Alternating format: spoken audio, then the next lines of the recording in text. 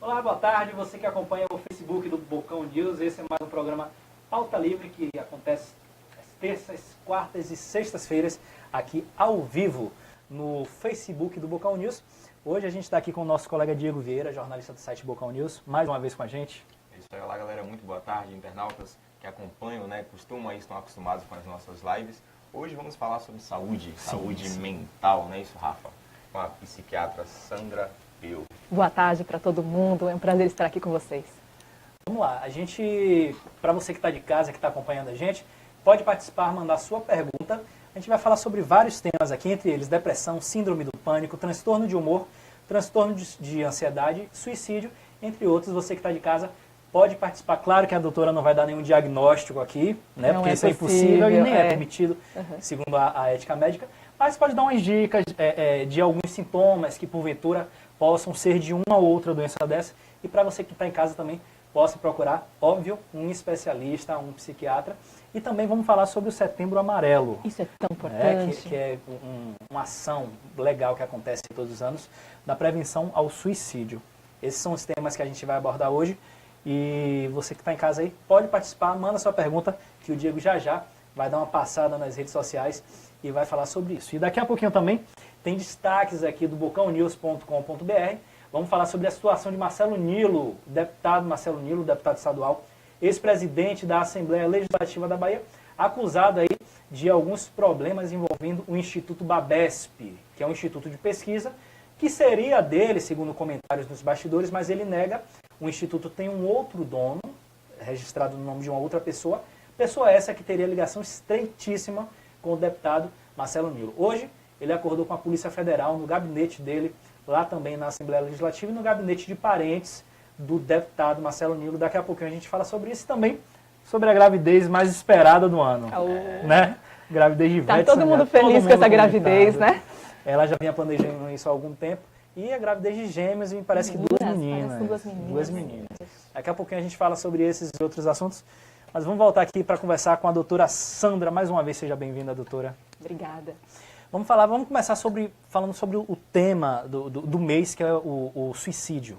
Né? A gente tem uma campanha aí, me parece que é uma campanha nacional. Mundial. É mundial. O Brasil é um país que abraçou com muita força a Associação Brasileira de Psiquiatria e o Conselho Federal de Medicina. A partir de 2014, abraçaram a causa da prevenção do suicídio com muita intensidade. E a gente tem sido muito enfático em falar a respeito de prevenção de suicídio. Sim. A gente tinha esse problema antes porque havia o tabu. Não vamos falar de suicídio porque a gente pode gerar ideação suicida nas pessoas. Na imprensa tem muito isso. É um tabu. É um tabu. Existe. Mas a gente o que a senhora acha disso? A gente tem uma forma certa para falar do assunto.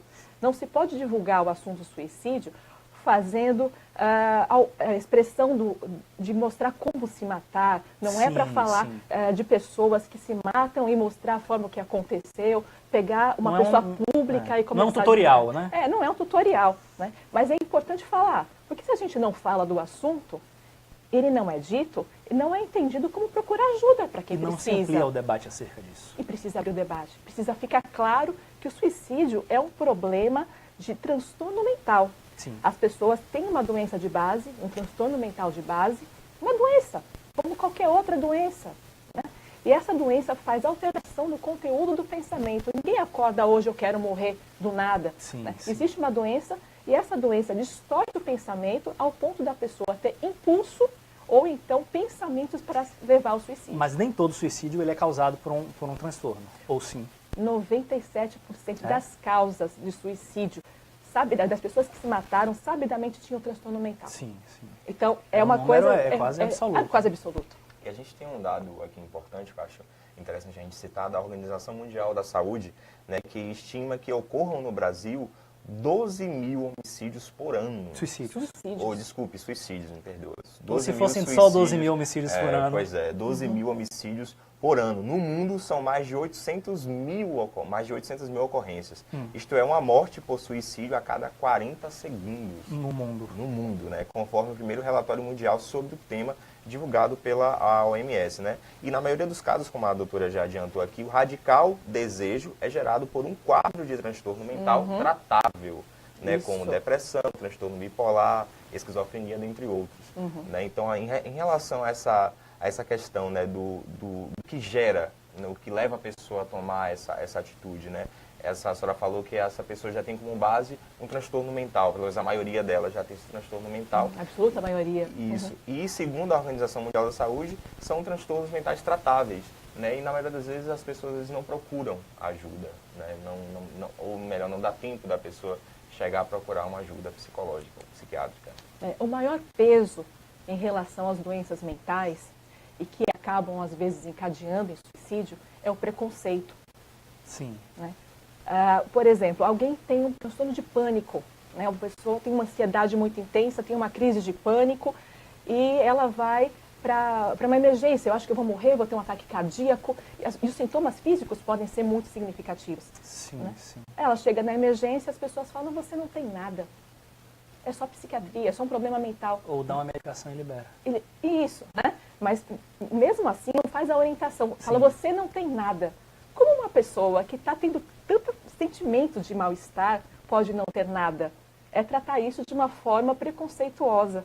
Né? Sim. Então, isso num transtorno de pânico, geralmente a pessoa não morre por conta do transtorno de pânico, mas ela precisa de um acompanhamento correto para isso. Outras circunstâncias, como por exemplo uma depressão grave, um transtorno psicótico, uma esquizofrenia, um transtorno bipolar com sintomas psicóticos, sim, a pessoa pode morrer por conta disso. Então, a gente tem que trabalhar muito o preconceito sobre as doenças mentais. Entender que é uma disfunção orgânica, como acontece quando a gente tem diabetes, quando a gente tem dor de barriga, quando a gente tem lúpus. É uma doença como qualquer outra e merece tratamento adequado. Quando a gente trata uma doença mental, o risco dessa pessoa entrar numa circunstância de crise e precisar de um atendimento especializado numa emergência diminui um bocado. Sim, claro. Né? Mas se a pessoa não é bem tratada, ela precisa muitas vezes de emergências psiquiátricas. E ela precisa ter essa possibilidade de acesso, sem preconceito. A gente vai falar daqui a pouquinho, doutora, sobre também de que forma identificar isso. Né? Porque como é um tema que não é tão debatido, a falta de informação gera o preconceito, que gera desencadeia uma série de outros problemas. A gente vai falar sobre como detectar, né? Tanto você que sofre com algum tipo de transtorno, quanto a família, quanto os amigos, de que forma eles podem detectar isso. E até mesmo os médicos, né, de outras especialidades que às vezes recebem pessoas com algum tipo de transtorno e que falam, você não tem nada, volte voltar para casa. Daqui a pouco a gente vai falar sobre isso. E para você que chegou aí agora no Facebook do Bocão News, essa é a Sandra Peu, ela é psiquiatra, está aqui falando com a gente sobre depressão, síndrome do pânico, transtorno de humor e de ansiedade e também sobre o suicídio e a campanha que acontece esse mês, o Setembro Amarelo, que é uma campanha de prevenção ao suicídio. Tá curioso? Tem alguma pergunta? Manda aí que daqui a pouquinho o Diego vai ler a sua pergunta, a sua sugestão também para os próximos programas. Fique à vontade para opinar. Mas como eu falei, vamos dar uma passada aqui no site bocãonews.com.br com as principais informações. Eu já começo aqui com o deputado Marcelo Nilo. Após o ex-presidente da Assembleia Legislativa da Bahia, Marcelo Nilo, ter sido alvo de uma operação da Polícia Federal na manhã de hoje, os poucos deputados estaduais vistos nos corredores da Assembleia, eles não tratavam sobre o assunto, ou seja, fugiam do tema como o diabo foge da cruz. Ninguém quer se comprometer, ainda mais com um deputado poderoso, foi presidente da Assembleia durante, acho que 4, 5 mandatos consecutivos. E alguns nem chegavam perto da área onde estava a imprensa, isso aqui segundo matéria do Bocão News.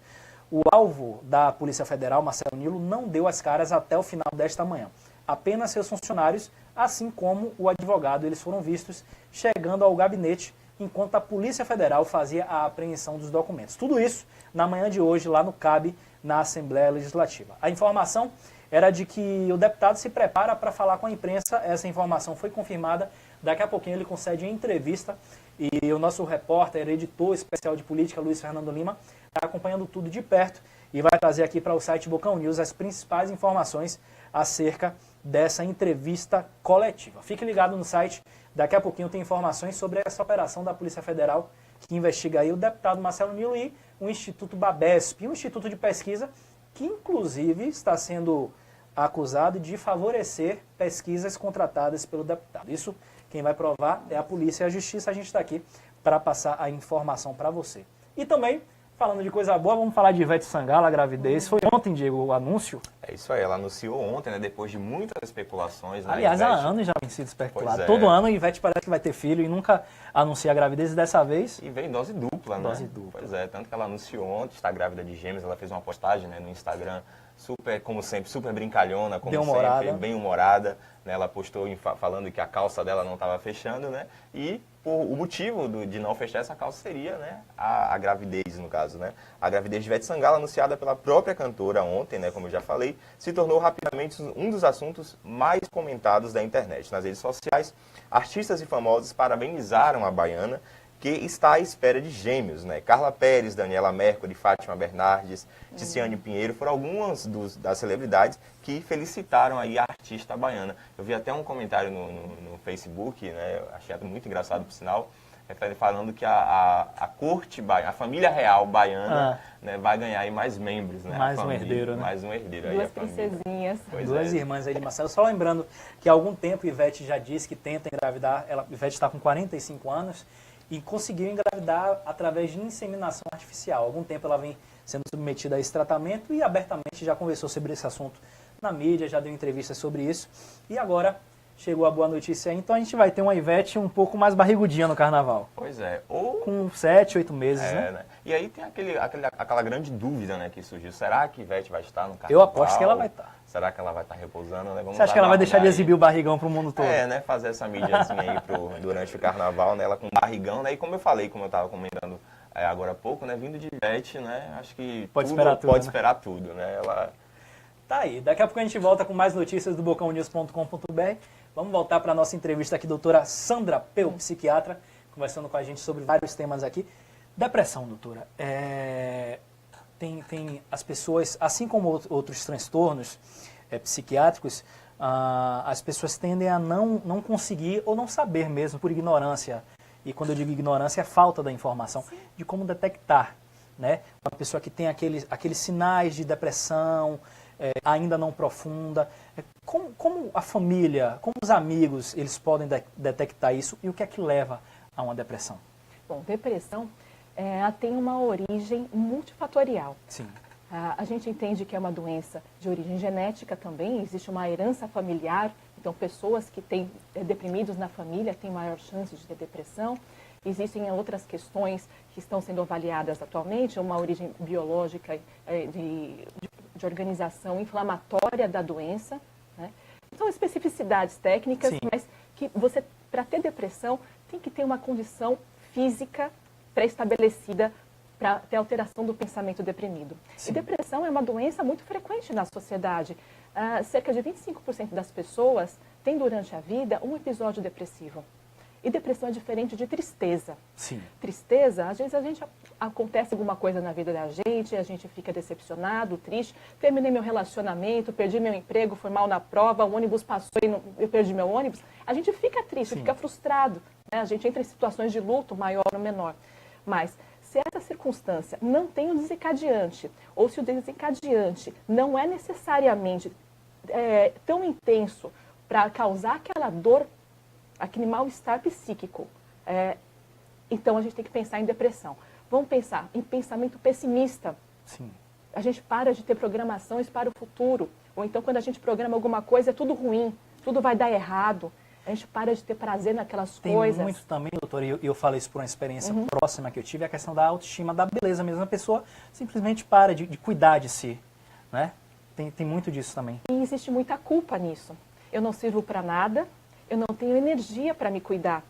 E nem todo mundo que está deprimido deixa de se cuidar, não. Tem gente muito bonita, né? Tem gente que está trabalhando, tem gente em todo lugar que está com depressão e às vezes é difícil porque você vai arrastando, você tem uma cobrança em relação a si, né? Uma culpa, eu preciso fazer, eu preciso dar continuidade e continua tendo todas as suas atividades, mesmo gravemente deprimido, né? Então não é porque a pessoa não está com descuidos, né, que não está deprimido, não. Às vezes acontece. O isolamento social, a falta de prazer nas coisas, sabe? Ir para o baba já não é mais a mesma coisa, sabe? Já não está legal. Ver um filme, mas não tem gosto mais. Isso pode ser depressão. Vale o cuidado e às vezes a pessoa não tem força para procurar ajuda. Sim. Né? Até porque ela se sente tão culpada que ela acha que ela não merece ajuda. precisa do familiar, do amigo, do colega do trabalho, falar, olha, vamos para um tratamento médico, vamos procurar um médico, vamos ver como é que a gente pode resolver isso? Aí psicoterapia ajuda pra caramba também. Dá um suporte muito legal para reorganizar os pensamentos e trazer ajuizamentos de realidade, porque o pensamento está torto, né? Mas a gente tem que pensar que o que é incisivo nesse momento é remédio. São remédios que não viciam, são remédios que não controlam a mente da pessoa. Sim. Tem efeito colateral? A AS também tem efeito colateral, né? Mas a gente tem que lidar com esses efeitos para trazer um bem-estar da pessoa e retomar a vida dela com boa qualidade. Agora, em tempos, só um instante, Diego, em tempos de internet, dessas mídias digitais e da adolescência efervescente e super conectada a isso, e términos de namoro, eles podem causar isso nessa adolescência. Eu vejo muita gente falando, tô depressiva, meu namorado me deixou, minha namorada me deixou. É, de fato, um sinal que possa trazer um quadro de depressão? Ou não, as pessoas estão nominando errado um outro assunto? Eu achei legal você perguntar isso, porque hoje em dia todo mundo é bipolar, né? Não, ele está triste, está feliz, ele mudou de ideia toda hora, é bipolar, né? Está chateadinho, está deprimido. Então, é importante separar o que é tristeza, do que é depressão, do que é flutuação de desejo, flutuação de interesses, né? E do que é um transtorno afetivo bipolar de fato. A gente tem uma rapidez de comunicação muito intensa. Às vezes as pessoas têm dificuldade, a gente chama falta de resiliência, falta de complacência para lidar com tanta informação. Se as pessoas têm essa dificuldade de base e já tem aquela questão orgânica que eu falei, é mais ou menos igual um diabético ir para uma festa de aniversário e comer muito bolo e beber muito guaraná. Sim. Ele não vai sustentar, ele não tem arcabouço clínico, físico, para dar conta de tanto estressor, né? Então, se acontecem esses estressores, sim, pode desencadear um problema de saúde mental. Mas se alguém que não é diabético comer um bocado de bolo, tomar um bocado de guaraná, ou então tomar um fora da namorada, talvez ele tenha capacidade de resistir muito maior, vai ter a tristeza dele, vai ter o processo de luto, mas vai retomar a vida sem problemas de saúde mental, né? É importante separar uma coisa da outra. Ok. Aí você fazendo um passeio aqui pelas redes sociais, mandando um abraço aí para a galera que está nos acompanhando, a Rejane Santos, Rafa Galvão, Leandro Aguiar, o Geonaldo Fonseca Costa, ele parabenizando aí pela iniciativa da entrevista, do tema, né? E tem uma pergunta aqui da Chayane Guerreiro, nossa colega aqui do site. Ela está perguntando o que fazer, a senhora já falou sobre crise de ansiedade, crise de pânico, né? O que fazer durante uma crise de ansiedade? Né? Acho que essa é uma das principais perguntas, né? Eu achei bem legal a pergunta. Vamos lá. Quem está passando pela crise tem que tomar para si, na medida do possível, juizamento de realidade. Então, durante a crise, olha, eu sei que eu estou tendo um problema e que isso aqui não é realidade. Vamos tentar centralizar. Se estiver perto de alguém que possa ajudar, também vamos trazer para a realidade.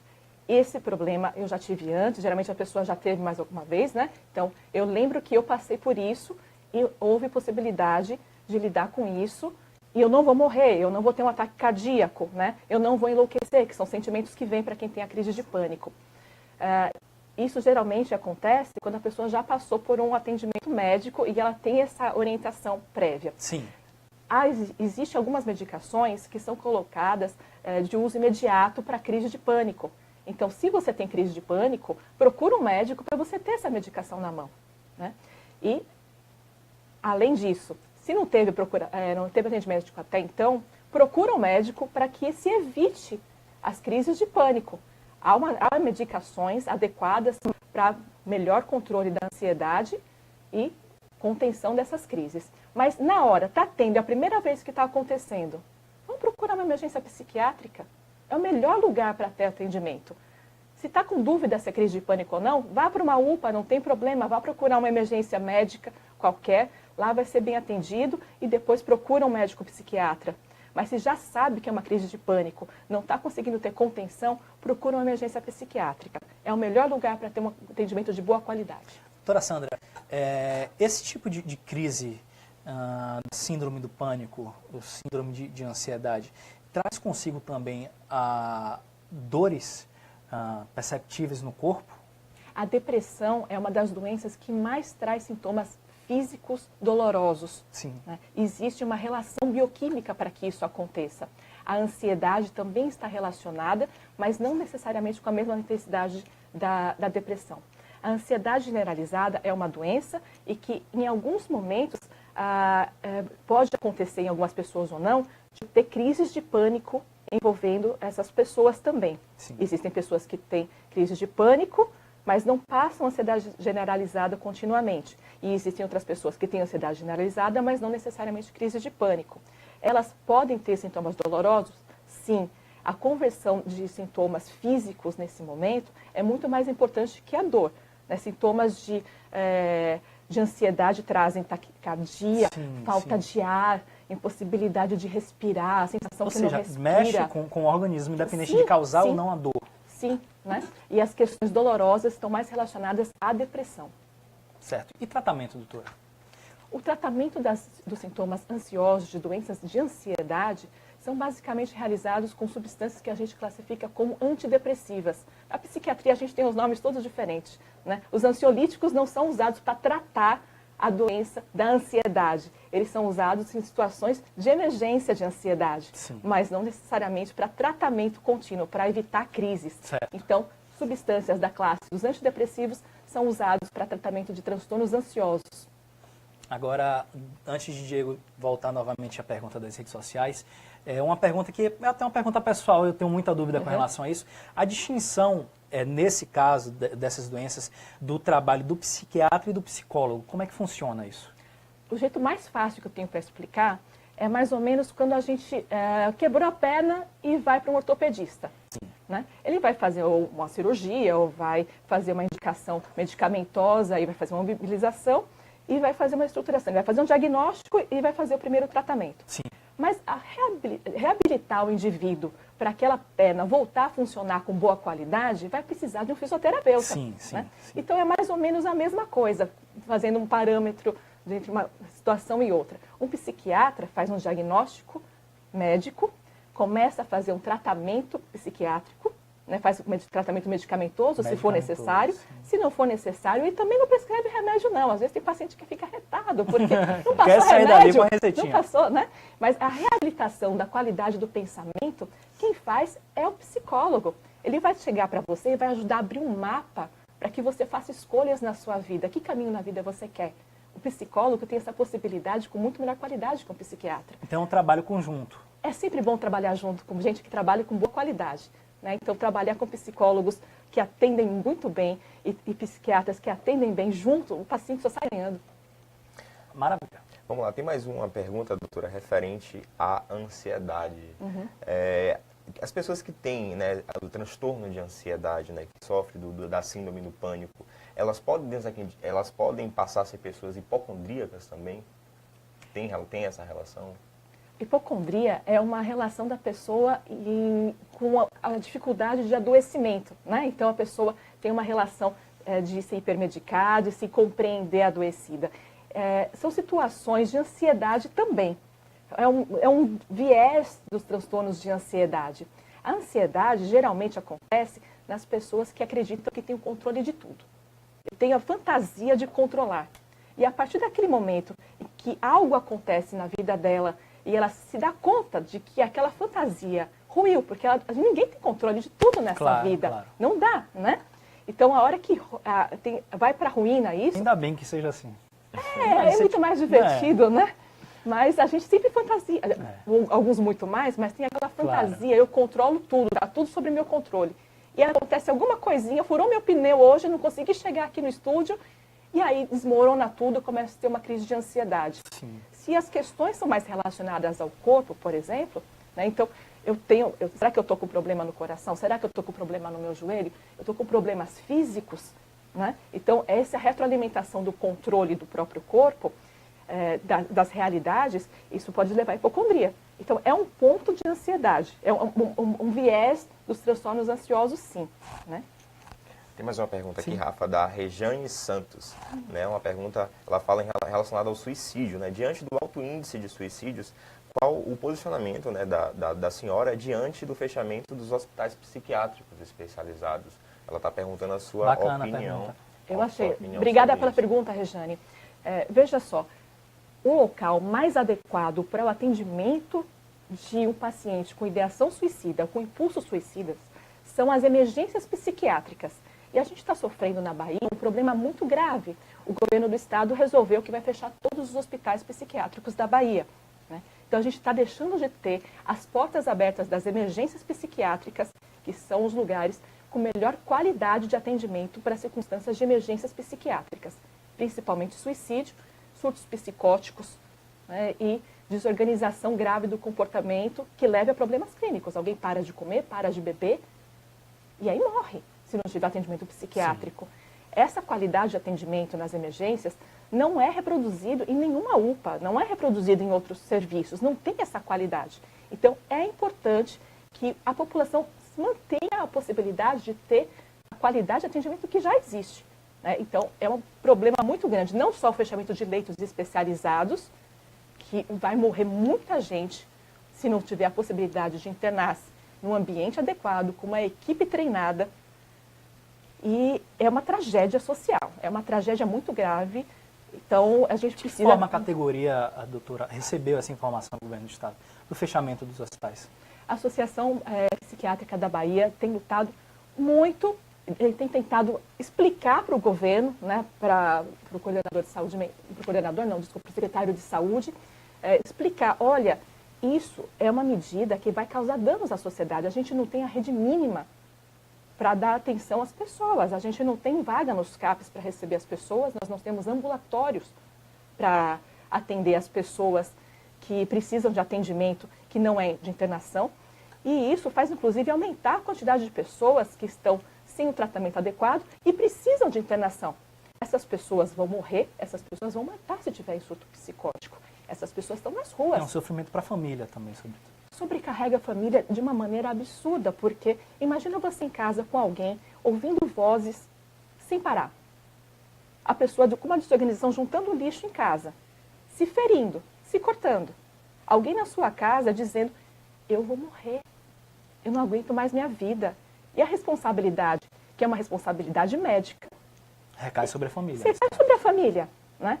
E é uma responsabilidade médica que tem que ser garantida pelo governo. O governo tem que dar essa estrutura para que o médico possa atuar. E qual a justificativa do governo, doutora, com relação a isso? O que é que eles alegam? Então, o governo federal fez a implantação de portarias ministeriais ao longo da história, né, ao longo desses 12 anos de governo federal, nos últimos 12 anos, de implementação de portarias que vão contra a lei que, desculpe, que estabelece os direitos das pessoas com transtornos mentais. Sim. Né? Existe uma lei, a 10.216, de 2001, que fala exatamente que a pessoa tem direito ao melhor tratamento disponível. A pessoa com transtorno mental tem direito ao melhor tratamento disponível. Só que, por questões ideológicas de correntes que negam a doença mental. Tem gente que acredita que doença mental não existe. Tem gente que acredita que doença mental é apenas um jeito de ser individual e particular de um indivíduo. E a partir dessas ideias, começaram a fazer portarias que desqualificam a possibilidade de uma pessoa ser entendida por um médico psiquiatra, de receber medicação psiquiátrica. Né? E essas portarias foram colocadas de uma forma que faz uma rede de atendimento que não contempla hospitais psiquiátricos especializados e não contempla ambulatórios de psiquiatria. O SUS não vai ter mais esse serviço se a gente seguir a regra. Os CAPs também entram nisso? Não, os CAPs entram como atendimento ambulatorial. Não como ambulatório que você vai, faz a sua consulta e volta para casa. Né? Os CAPs são serviços montados para reabilitação psicossocial. Então, você tem uma disfunção social, você não consegue atuar ou trabalhando, ou indo para a escola, ou se higienizando. Então, o CAPS é um local... Uma assistência, né? Mais uma assistência. É uma reabilitação social, né? Não necessariamente para dar só tratamento psiquiátrico. Né? E CAPS não interna. As pessoas, não, vamos fechar os hospitais psiquiátricos e vamos botar CAPS 3. CAPS 3 não interna, não existe internação em hospital, em CAPS. Então, não, vamos fechar os hospitais psiquiátricos, depois a gente abre leitos em hospitais gerais. Gente, a gente não consegue ter leito em hospital geral para nenhuma outra circunstância. Vamos fazer o quê? Leito em hospital geral para psiquiatria? E na lei está escrito, inclusive, vejam o absurdo, que em um hospital geral só precisa ter um psiquiatra atendendo a partir de 21 leitos psiquiátricos. Leitos de saúde mental, porque não se pode falar em leito psiquiátrico. Né? É feio falar leito psiquiátrico, é feio falar leito de saúde mental. Imagina 20 pessoas internadas por conta de uma doença mental grave, em surto psicótico, com ideação suicida, e não tem um psiquiatra atendendo, não tem o direito de ter um psiquiatra atendendo. Então, existem uns viés muito difíceis, né? E, infelizmente, o governo do Estado tomou para si...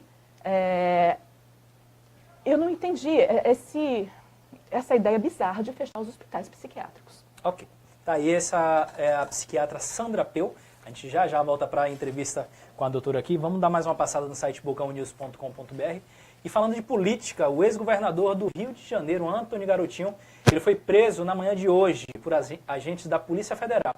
Ele apresentava o seu programa de rádio na Rádio Tupi, em São Cristóvão, na zona norte da capital fluminense, quando foi preso pelos agentes da PF. 3 agentes cumpriram o mandado que determinava a prisão domiciliar do ex-governador quando o programa estava no ar por volta das 10h30 da manhã.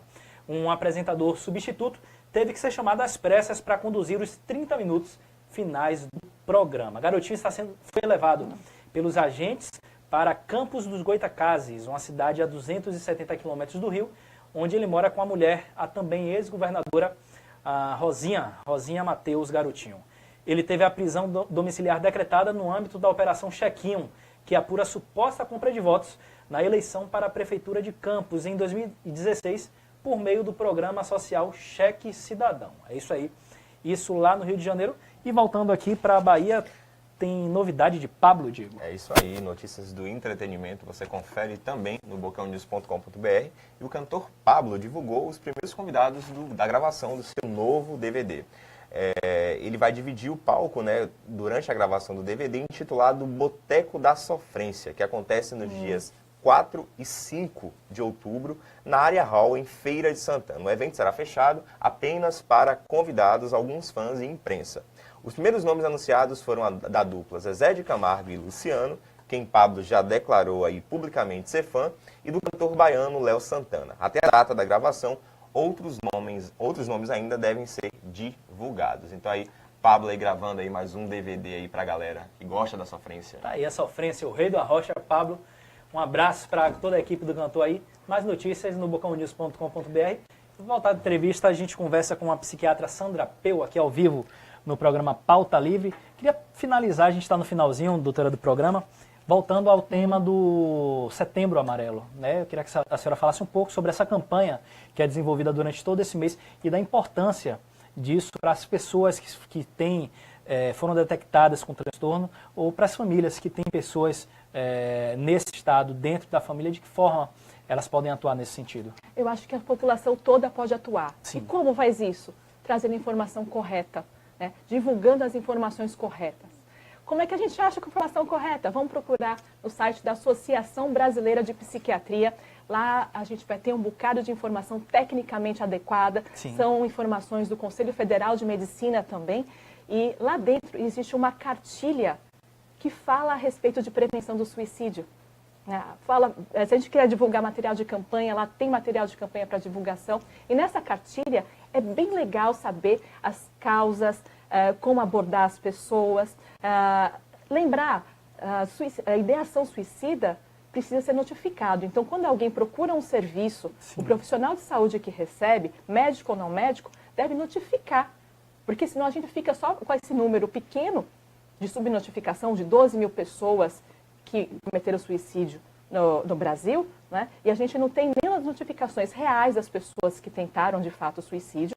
Isso acontece com muito mais frequência e não existe notificação. Sim. E a ideação em si não está sendo notificada. É importante notificar. Então, fazer a divulgação das mensagens corretas a respeito do que previne de fato o suicídio. E o que previne de fato? O tratamento das doenças mentais que trazem alteração do pensamento e do comportamento. E é isso, a gente trata a doença, a gente evita suicídio de fato. Quais são essas doenças? Só para a gente citar aqui. As principais são transtornos do humor. Primeiro, depressão e transtorno afetivo bipolar. Depois, dependência química. Dependência química não é safadeza, é doença. A pessoa não tem controle. né? Associação das doenças mentais, esquizofrenia, transtornos de personalidade, e aí entra outras, né? Mas com mais frequência. Transtornos afetivos, depressão, transtorno afetivo bipolar, dependência química e esquizofrenia. Ok. Deixa eu só voltar aqui para as redes sociais rapidamente, Rafa. A Regiane Santos parabenizando a doutora pela excelente explicação, né? E também a Tainã Serpa também, falando que a senhora é uma excelente profissional e que ficou esclareceu as dúvidas dela aqui durante o programa. Antes da gente encerrar, doutora, a senhora falou muito sobre tabu, sobre preconceito, né? E queria que a senhora falasse um pouco, só para a gente terminar de fato o programa, em relação ao preconceito que até os próprios pacientes têm de procurar ajuda psiquiátrica, né, por conta daquele estereótipo, claro, né, de que psiquiatra é médico para doido. E às vezes, só te interrompendo, às vezes dentro do seio familiar também. Ele encontra essa resistência. É muito difícil. Bom, a Associação Brasileira de Psiquiatria vem carregando com muito gosto e passando para o mundo inteiro a campanha contra a psicofobia. Psicofobia é o preconceito contra a pessoa que tem um problema de saúde mental, preconceito com os tratamentos em relação à saúde mental. E como é que a gente combate o preconceito? Conversando. Essa conversa aqui da gente deve estar melhorando a forma de pensar das outras pessoas. A informação combate. Fundamental. Né? Então, não precisa ter medo não, gente. O psiquiatra pode ser um cara bem legal, né? Ele é gente como a gente. O psiquiatra passa por situações de doença mental também, às vezes. E os pacientes, né, também. E os psiquiatras, os pacientes são gente muito boa, eu adoro meus pacientes, né?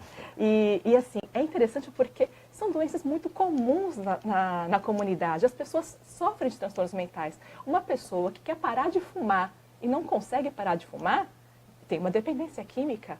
Essa pessoa, ela pode procurar um psiquiatra e não está maluco por isso, né? Essas questões de rebeldia de adolescência, que muita mãe, muito pai fala, vou te levar no psiquiatra. Isso procede? É mais ou menos chegar a criança pequena e falar, vou te dar uma injeção. Não, se está precisando, vai no psiquiatra. Tem que detectar primeiro. Isso, vamos ver, se está tendo alguma dificuldade, vai no médico, vamos conversar. Não é uma questão simplesmente de rebeldia, é um problema de saúde, né? Vamos tratar disso. Às vezes precisa de um suporte psicoterapêutico, vamos fazer a indicação correta. Claro. Né? Mas não é um problema. Ir no psiquiatra não dá atestado de maluco para ninguém. Né? Tem pacientes que são malucos, que eu atendo, pacientes psicóticos, socialmente entendidos como maluco? Sim, eu atendo. E eles levam vida muito boa, muito normal. Né? Quando bem tratado, a qualidade de vida das pessoas fica muito bem.